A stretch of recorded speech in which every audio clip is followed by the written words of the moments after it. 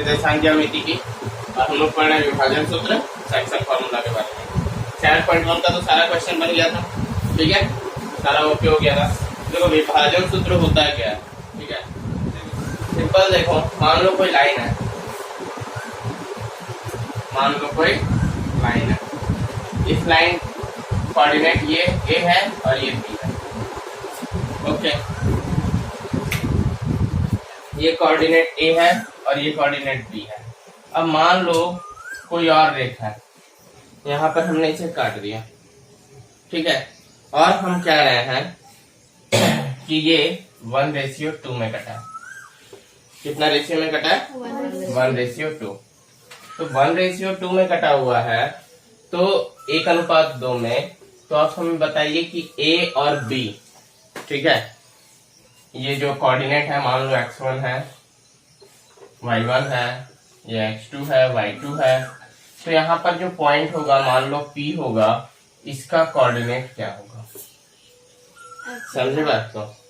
इसको मान लो x और y, ठीक है, हमको क्या जानना है? इसका कोऑर्डिनेट क्या होगा। समझ में आई बात? क्लियर है? ये दोनों आपके पास दिया रहेगा।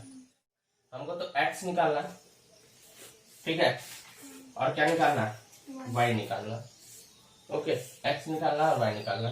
तो x का फॉर्मूला होता है हमारे पास m1, मान लो ये 1:2 दिया हुआ है ना, इसको आप m1 m2 मान सकते हैं, बहुत जगह mn मानता है, कुछ भी मानो कोई फर्क नहीं पड़ता, k1 k2 मान लो, ठीक है, दो ही वेरिएबल चूज करना है आपको, बस ये ध्यान में रखना है, ठीक है। अब देखो x का फॉर्मूला होता है m1 x2 plus m2 x1 by m1 plus m2। अब ये क्या है? फॉर्मूला आ गया।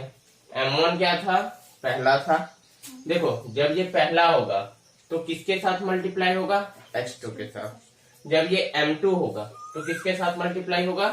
x1 के साथ। ये आपको याद रखना, कोई बहुत सिंपल सी बात है, बड़ी बात नहीं है, क्योंकि देखो m1 जो है वो x2 के साथ इंटू होगा, यानी 1 है तो ये 2 होगा, ये 2 है तो 1 होगा। क्लियर है? और नीचे में दोनों रेशियो को हम लोग जोड़ देते हैं। सेम चीज y एक्सिस निकालने के वक्त भी करेंगे। क्या करेंगे? m1 y2 plus m2 y1 by m1 plus m2। Okay, clear है? समझ में आ रही है बात? x और y निकल गया, आपका काम फिनिश हो गया। बस इतना सा ही इसमें करना है। अब देखो इसमें कुछ कुछ अलग अलग केसेस आएंगे। केसेस क्या क्या आएंगे उन पर हम बात कर लेते हैं थोड़ा सा। देखो कई बार क्या होगा कि यहाँ पर अब आपको, ये तो एक सिंपल हो गया जो नॉर्मल आपसे प्रश्न पूछा जाएगा, ओके। एक में पूछेगा m1 और m2 नहीं दिया रहेगा, m1 और m2 नहीं दिया रहेगा, ठीक है। तब आपको क्या करना है? x का वैल्यू दिया रहेगा, समझे बात को? तब आपको यहाँ से m1 प्लस m2 का इक्वेशन निकालना पड़ेगा, ठीक है, और तब जाके क्वेश्चन सॉल्व होगा। चलो क्वेश्चन सॉल्व करते हैं, तो हम लोग धीरे धीरे सारी चीजों की जानकारियां हो जाएंगी।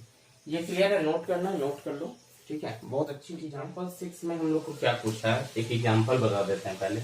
एक ए है, एक बी है, दोनों का कोऑर्डिनेट आपको दिया गया है, P आपको निकालना है, m1:m2 3:1 दिया गया है, ओके। अब देखिए आपको करना क्या है, सॉल्व करना है। तो सबसे पहले हमारा जो लिखने का तरीका होता है, यहाँ a = x1 y1 तथा b x2 y2 है, ठीक है। अब अर्थात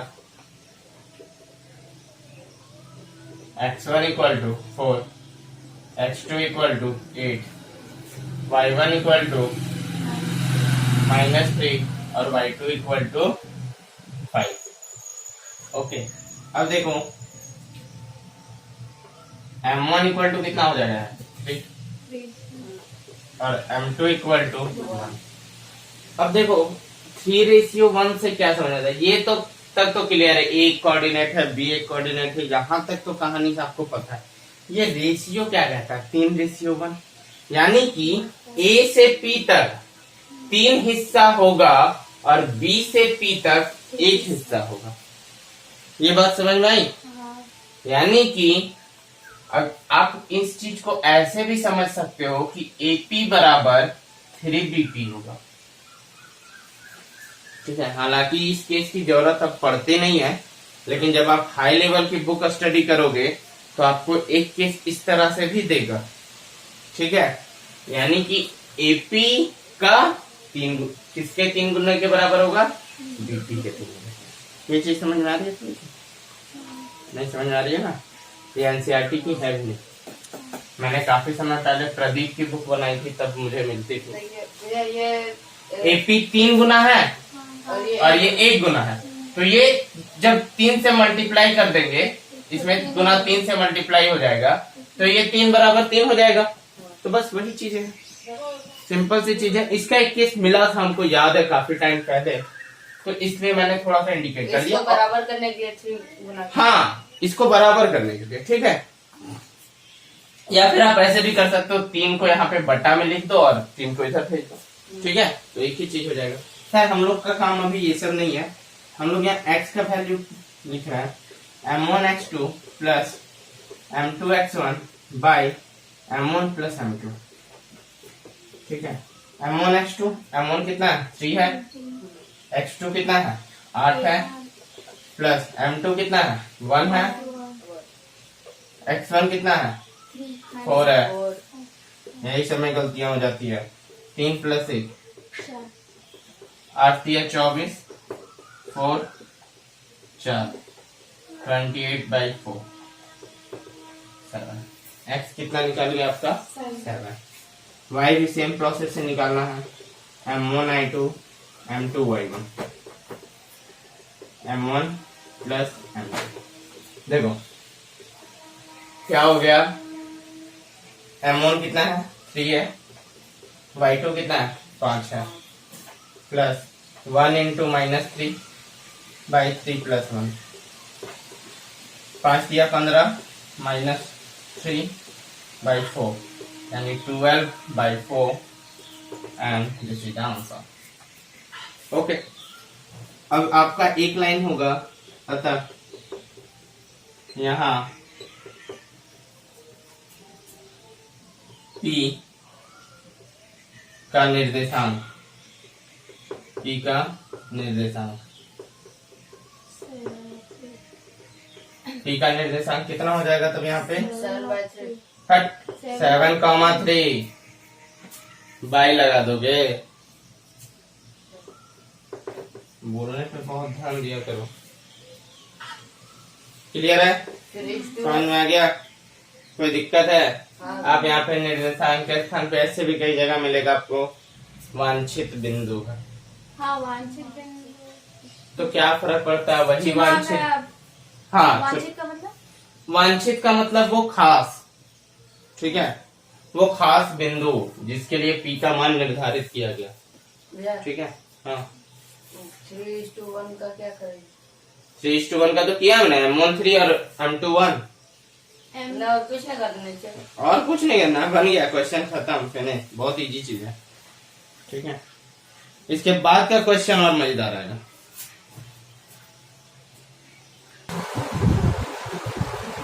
एग्जाम्पल 7 क्या कह रहा है?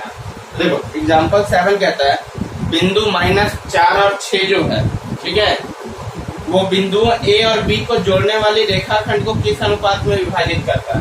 तो A जो है हमारे पास, वो देखो क्या है, A क्या है? -6 और 10 है। ठीक है, और B क्या है? -6 3 - 8।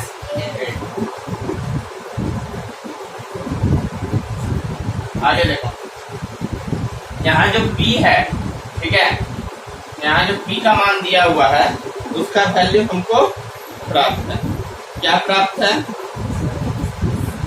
-4 और 6। -4 और 6। तो A x1 y1 B x2 y2, ठीक है, तथा यहाँ लिखोगे तथा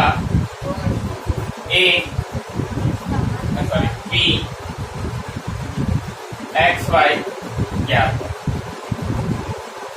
है ना, ज्ञात है। अब देखो x1 कितना दिया हुआ है -6 है, x2 कितना हो जाएगा 3, y1 हो जाएगा 10 और y2 हो जाएगा -8। ठीक है। अब m1 x m2 तो हमको दिया नहीं है, दिया क्या है x और x और y। तो x है -4 और y है 6। क्लियर। अब देखो रेशियो कैसे फाइंड होता है। देखो हमको सिर्फ रेशियो से मतलब है, हमको सिर्फ क्या निकालना है, ओनली रेशियो, अनुपात। तो x जो है उसका फॉर्मूला होता था m1x2 plus m2x1 bye m1 plus m2। Okay. अब देखो x हो गया, तो x इक्वल टू क्या है यहाँ पे -4 है। चलो पुट किया हमने, -4 इक्वल टू m1 नहीं पता है, छोड़ देंगे, m1 ही रहने दो। x2 के स्थान पे क्या है 3 प्लस m2 इंटू x1 के स्थान पे कितना है -6 bye m1 plus m2, same उसी तरह छोड़ दो। ठीक है। यहां तक कोई डाउट है, कोई दिक्कत किसी का नहीं। इसको क्रॉस मल्टीप्लीकेशन कर लेते हैं, कोई दिक्कत है। नहीं तो -4 m1 -4 m2 होगा, और यहां हो जाएगा 3 m1 और यहां हो जाएगा -6 m2। यहां तक समझ में आ रही चीजें, किसी को डाउट है, कोई दिक्कत है। कुछ नहीं किया, कोई पहाड़ नहीं तोड़ा, क्रॉस मल्टीप्लीकेशन ले जाके कर दिया बस। ठीक है। वज्र गुणनखंड विधि शुद्ध हिंदी में अगर कहते हैं, और cross multiplication m1 plus m2 था, -4 से मल्टीप्लाई करेगा -4 m1 -4 m2, 3 m1 -6 m2। Clear है। अब देखो 3 m1 को इधर लेते हो तो -4 m1 -3 m1 होगा, बॉर्डर इधर गया तो माइनस में हो गया, -6 m2 -4 इधर गया तो क्या हो गया +4 m2। ये कितना हो गया -7 m1 और ये कितना हो गया -2 m2। हाँ सॉरी, माइनस माइनस का कैंसिल आउट हो गया। ओके, बचा क्या m1 7 m1 डायरेक्ट लिख देते हैं ना, m1 m2 को इधर लेते आते हैं, ला सकते हैं ना, m1 बाई m2 कर सकते हैं, और ये 2/7 हो जाएगा। कोई दिक्कत है इसको समझने में? रेशियो बन गया। अब रेशियो बन गया, m1 बाई m2 है, यानी कि m1 ratio m2 equal to 2 ratio 7 आपका आंसर आ गया। क्लियर है? वहाँ पे M1 तो 7 आया है। m1 7 आया, लेकिन रेशियो में जाते वक्त ये रिवर्स में हो जाता है ना, उल्टा हो जाता है, समझे? 7 से मल्टीप्लाई है, लेकिन रेशियो में तब होगा जब ये बाई में जाएगा यहाँ, समझे बात को? बस भाई, अरे सिंपल है, कुछ है नहीं विशेष। देखो सिर्फ ध्यान क्या रखना, गड़बड़ क्या हो जाती है, x का निकाले आप सेम इसी तरह y का भी निकालो तो भी 2:7 ही आएगा आंसर। ठीक है, तो आपको क्या करना है, आप किसी एक का ही फॉलो करो, या तो x का निकालोगे एग्जाम में, या तो y का निकालोगे, क्योंकि क्वेश्चन पूछा जाएगा 3 नंबर में। तो उल्टा आपने एक ही तो निकालना है। हाँ, एक ही निकालना है, सिर्फ x का ना। x का ही निकालोगे तो आंसर आ जाएगा, सिर्फ y का निकालोगे तो आंसर आ जाएगा, दोनों का निकालने का कोई आवश्यकता नहीं है। हमको सिर्फ आंसर से मतलब है, हमको रेशियो से मतलब है। और एक चीज जो सबसे इंपॉर्टेंट चीज है, रेशियो कभी भी माइनस में नहीं होता, रेशियो कभी भी माइनस में नहीं होगा। अगर आपका रेशियो में एक तरफ माइनस आ रहा है कहीं भी, सिर्फ कोऑर्डिनेट ज्योमेट्री में नहीं, कभी भी कोई भी जगह आप पढ़ रहे हैं, तो अगर रेशियो माइनस में आ रहा है तो आप कहीं ना कहीं गलती कर रहे हो। रेशियो कभी भी माइनस में नहीं होगा, इस चीज का बकायदा ध्यान रखिएगा। Good morning guys. Next question है हमारा एग्जांपल नंबर 8। यहाँ पे कह रहा है कि बिंदु A 2 - 2 और बिंदु बी -7 4 को जोड़ने वाली रेखाखंड को समत्रिभाजित करने वाले बिंदुओं का निर्देशांक ज्ञात कीजिए। ठीक है, तो देखिए यहाँ पे हम लोग करेंगे क्या। मान लीजिए ए है कोई बिंदु 2 - 2 और बी है -7 4। अब बोल रहा है सबसे पहला बात कर रहा है रेखाखंड। तो रेखाखंड किसको कहते हैं, कोई बता सकता है एनीवन? ओके चलो देखो रेखाखंड, हाँ रेखाखंड जो है, देखो रेखा किसको कहते हैं सबसे पहले, जो एक दूरी से एक बिंदु से शुरू होता है और अनंत दूरी तक जा सकता है। यहां से वो यहां भी जा सकता है, यहां भी जा सकता है, यानी दूसरा पॉइंट जो है वो निर्धारित नहीं है, उसको कहते हैं लाइन या फिर रेखा। लेकिन जो रेखाखंड है यानी कि लाइन सेगमेंट जिसको कहते हैं, वो एक बिंदु से दो बिंदु तक निर्धारित है इसका पॉइंट। ये पॉइंट आपका कहीं नहीं जाने वाला, बिंदु ए और बिंदु बी यहां पर दिया गया है। और एक केस कह रहा है साथ में, ये केस समत्रिभाजित का है। कैसा केस है? समत्रिभाजित है, यानी 3 भागों में बांटा गया है। तो एपी, पीक्यू और बीक्यू। ओके, एपी, पीक्यू और बीक्यू, ये एक पार्ट हो गया, ये एक पार्ट हो गया और एक ये पार्ट हो गया।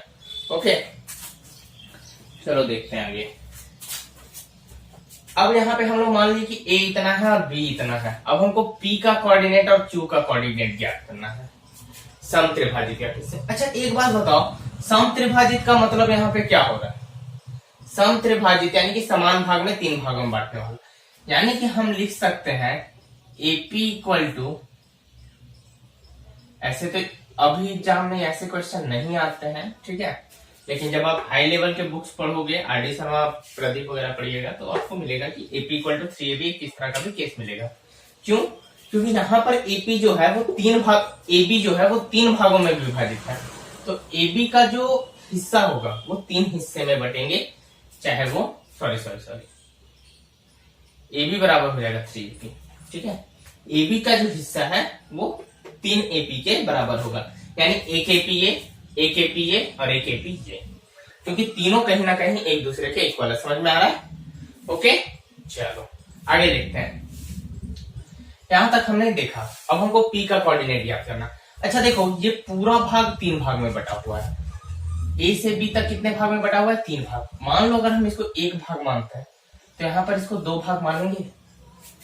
क्यों? क्योंकि बी और पी तक कितना रेशियो है? 3 रेशियो। देखो ये एक और ये 3 भाग में तीनों इक्वल है। एपी इक्वल है पीक्यू के, पीक्यू इक्वल है बीक्यू के, तीनों एक दूसरे के इक्वल है। तो हम लोग यहाँ जानते हैं कि जब हम लोग विभाजन सूत्र के अकॉर्डिंग यहाँ निकालेंगे तो हमको M1 और M2 भी ज्ञात होना चाहिए। तो M1 M2 के लिए हम लोग यहाँ क्या करते हैं, ठीक है, तो हमें यहां लिख दो direct ATQ according to question AP equal to PQ equal to BQ। AP PQ equal है और PQ इक्वल है BQ के, ठीक है, तीनों एक दूसरे के बराबर है। तो P निर्देशांक के लिए,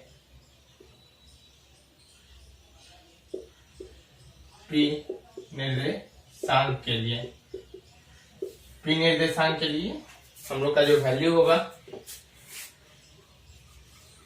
वो हो जाएगा, P को मान लो चलो x और y मान लेते हैं हम लोग। तो x, तो इसके लिए हो जाएगा x1 कितना हो जाएगा? 2 होगा। x2 कितना हो जाएगा? x2 हमने b वाले को माना है यानी कि -7। y1 कितना हो जाएगा? y1 हो जाएगा आपका -2 और y2 होने वाला है आपका 4। ओके, यहां तक कोई दिक्कत नहीं हुई होगी समझने में। अब देखो M1 कितना होगा? तो M1 हो जाएगा यहाँ पे 1 और PB हो रहा है 3 भाग, इसलिए M2 हो जाएगा आपका 2। यहां तक कोई दिक्कत? किसी को डाउट है कोई? ठीक है, तो हम लोग जब यहाँ सॉल्व करेंगे ना वैल्यू को, तो XY लिखेंगे यहाँ पे P कोऑर्डिनेट के लिए, और यहाँ हो जाएगा value M1 x2 plus M2 x1 by M1 plus M2, और यहाँ हो जाएगा M1/2 plus M2/1 by M1 plus M2। I think that's clear. Okay, ये हमारा फॉर्मूला आ गया। अब हम लोग यहाँ पुट करेंगे जब वैल्यू को, तो हम लोग यहाँ लिखेंगे एक्स और वाई के केस में m1 के स्थान पे 1 हो जाएगा, इंटू x2 के स्थान पे आपका हो जाएगा 2, सॉरी -7, प्लस m2 के स्थान पे हो जाएगा 2 और x1 के स्थान पे हो जाएगा आपका 2, और m1 प्लस m2 1 प्लस 2। अब यहाँ पे मान लो y1 y2 वाला भी लिख ही लेते हैं। m1 हो जाएगा आपका 1 इंटू y2 का वैल्यू है 4, y2 का वैल्यू है 4, m2 का वैल्यू है 2 और y1 है आपके पास -2, यानी कि यहाँ हो जाएगा प्लस 2 इंटू -2 बाई 1 प्लस 2 और ये ब्रैकेट पर। ओके, अब यहाँ देखो, यहाँ हो गया -7 प्लस 4 बाई 3 और यहाँ हो गया आपका 4 इंटू 1 4 और यहाँ पर हो गया 2 इंटू -2 -4 बाई 3। तो यहाँ देखो जो कोऑर्डिनेट आपको प्राप्त हो रहा है x और y का, ठीक है, वो आपका हो रहा है -7 जैसे 4 गया, -3/3 कट जाएगा और यहाँ हो जाएगा 0, यानी कि हो गया -1 और 0। ये हो गया आपका पहला कोऑर्डिनेट। ओके, तो हम यहाँ लिखेंगे अतः p निर्देशांक का मान x y के लिए -1 और 0 है। आप सेम लाइन लिखोगे। ओके, यहाँ तक क्लियर? कोई डाउट? लिख लोगे? चलो,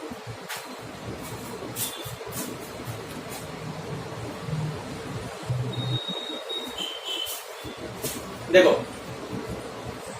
यहां तक हो गया। अब हम लोग को Q पॉइंट के लिए निकालना है, ठीक है? तो सेम होगा सब कुछ, x1 x2 y1 y2 same रहने वाला है, कोई भी अंतर नहीं होगा। अंतर क्या होगा? अंतर होगा रेशियो में। आपका जो रेशियो अभी तक 1:2 था वो बन जाएगा 2:1, यानी कि यहाँ आ जाएगा 2, यहाँ आ जाएगा 1 और उसके बाद आप डायरेक्ट लिखोगे Q निर्देशांक के लिए सेम चीज m1 m2। बना दे क्या? चलो बना देते हैं क्वेश्चन को।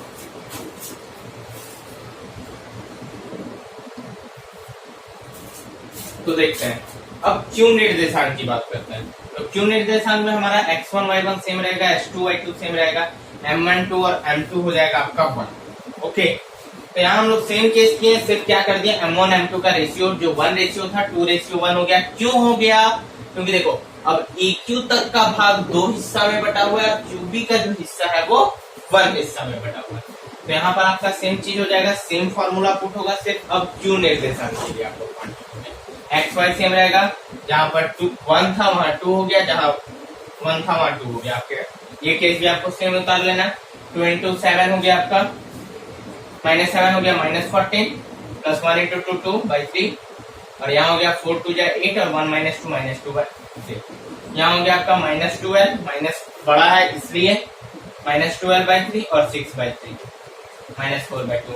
कंफ्यूज नहीं होना है कि -14 में से 2 चला जाता है तो क्यों बनता है, क्योंकि देखो जब आप नंबर लाइन रिप्रेजेंट करते हैं तो यहाँ पे अगर -14 होता है, ठीक है, और अगर आप 2 घटाओगे यहाँ से तो इसके नीचे वाला जो पॉइंट होते हैं वो होंगे -13 और -12।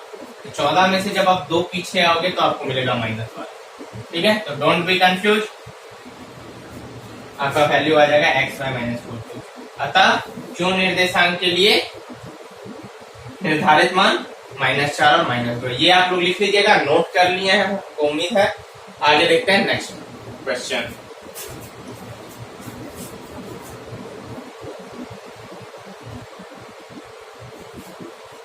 नेक्स्ट क्वेश्चन हम लोग एग्जाम्पल नंबर 9 लेते हैं। ये भी one of the important question में से एक और एग्जाम में बहुत बार पूछा गया क्वेश्चन है। ये भी बिंदु -5 और 6 और -14 को जोड़ने वाली रेखाखंड y अक्ष पर किस अनुपात में विभाजित करती है और इस प्रतिच्छेद बिंदु का निर्देशांक ज्ञात कीजिए। कंफ्यूजन हो रहा है क्वेश्चन समझने में, चलो क्लियर करते हैं। बिंदु -5 और 6 और -14 है, एक रेखाखंड है, 2 पॉइंट के अनुसार वो जुड़ा हुआ है। रेखाखंड क्या होता है हमने अभी भी बताया है, और दोनों का पॉइंट दिया गया। अब देखो जोड़ने वाली रेखाखंड किस अनुपात में विभाजित करती है, किस अक्ष पर बात हो रहा है, y अक्ष पर। This is the main important. ये जो लाइन है y अक्ष, ओके, ये सबसे ज्यादा इंपॉर्टेंट लाइन है।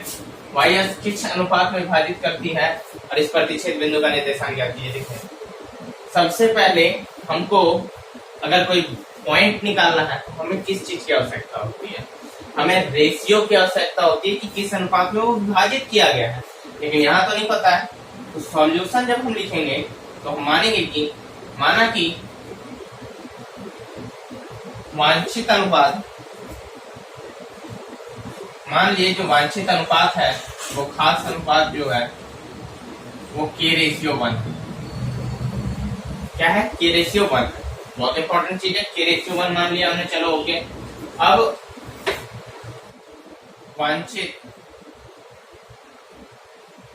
बिंदु के लिए प्राप्त निर्देशांक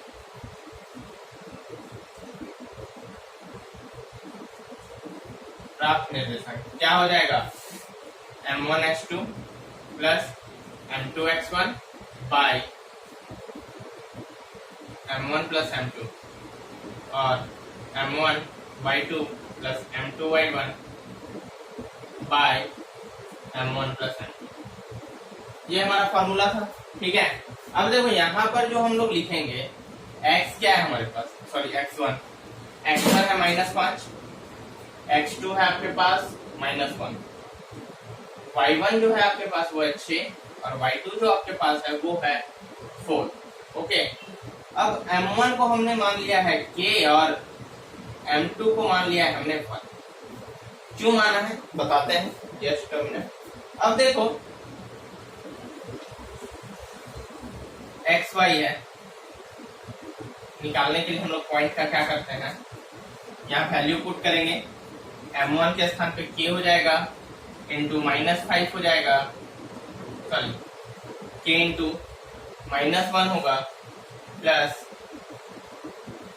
1 इंटू आपका हो जाएगा x1 -5 बाई हो जाएगा यहाँ पे आपका k+1। सेम लाइन के लिए हम लोग लिखेंगे k इंटू y2 हो जाएगा आपका 4 प्लस 1 इंटू हो जाएगा आपका 6 बाय k+1। यानी कि जो हमारा निर्देशांक निकलेगा, यहाँ पॉइंट निकलेगा वो निकलेगा -k -5 बाई k+1 और 4k प्लस 6 बाई k+1। ये आपका पॉइंट, ठीक है। तो थोड़ा सा क्वेश्चन, हम यहाँ जानते हैं कि बिंदु y अक्ष पर प्रतिच्छेद कर रही है, अर्थात y भुज = 0 है। तो y भुज 0 कब होता है ये हमने पिछले वीडियो में बता दिया है, आपको एक्सप्लेन किया है, भुज कोऑर्डिनेट एक्सिस सब एक्सप्लेन किया है। मैं थोड़ा सा यहाँ पर बताऊंगा कि y भुज जब 0 होता है तो यहाँ पर जो x एक्सिस के लिए वैल्यू रहता है उसका मान 0 हो जाता है। ध्यान रखिएगा, y भुज जब 0 होगा, y पर प्रतिच्छेद करेगी लाइन तो x 0 होगा और x जब प्रतिच्छेद करेगी तो y 0 होगा। -k -5 by k+1 = 0, then k = जो वैल्यू है वो आ जाएगा आपका -5। नहीं, क्वेश्चन हमने लिखने में थोड़ा सा मिस्टेक कर दिया, मिसप्रिंट हो गया। यहाँ पे माइनस नहीं होगा, यहाँ पे हो जाएगा आपका +5 दिया हुआ है क्वेश्चन में, +5 है। ओके, तो यहाँ पर थोड़ा सा सुधार करने की आवश्यकता है कि यहाँ -5 ना होकर +5 होगा। और इन सब छोटी छोटी चीजों का आप लोग पे ध्यान रखेंगे कि माइनस प्लस में काफी ज्यादा k = 5 होगा। ओके, तो थोड़ा सा इसको इरेज करते हैं। अगर हम तो हम लोग यहाँ देखेंगे कि k का वैल्यू जब 5 आ रहा है तो सब में पुट करेंगे हम इसमें वैल्यू, तो जाहिर सी बात है x एक्सिस वाला तो 0 होगा ही। क्यों? क्योंकि हम पुट करेंगे तो -5 + 5 बाई 5 + 1 और ये जो कोऑर्डिनेट का वैल्यू है वो है, इसको इक्वेशन 1 मान सकते हो आप और लिख दो यहाँ पे समीकरण 1 में k = 5 का मान रखने पर ओके, k = 5 का मान रखने पर, ठीक है, -5 + 5 बाई 5 + 1 और यहाँ हो जाएगा 4 into 5 plus 6 by 5 plus 1 equal to हो जाएगा, यहाँ तो 0 हो गया और यहाँ हो गया 5 के बीच 26 बटा 6, यानी कि इसको काटोगे अगर आप तो 13 बटा 3 आएगा, यानी कि 0 और 13 बटा 3, ये आपका आंसर। ठीक है, समझ में आया? बस ध्यान ये रखना है कि जब y पर इंडिकेट करेगा, y पर लाइन काटेगी तो x एक्सिस वाला 0 हो जाएगा, और जब x एक्सिस पर काटेगी तो y वाला 0 हो जाएगा। ठीक है, नेक्स्ट क्वेश्चन है एग्जांपल नंबर 10 है। ठीक है, तो उम्मीद है कि ये आप बना लोगे। इस तरह का क्वेश्चन मैंने पहले भी करवाया है। और फिर नेक्स्ट चैप्टर देखते हैं। नेक्स्ट चैप्टर में भी आप देखिएगा, ध्यान दीजिएगा अगर, तो क्वेश्चन नंबर 1 और क्वेश्चन नंबर 1 आपसे बन जाएगा, और क्वेश्चन नंबर 2 जो है वो बहुत इजी है क्योंकि सम त्रिभाजित का केस है। सेम एग्जांपल नंबर 8 बना लोगे। ओके।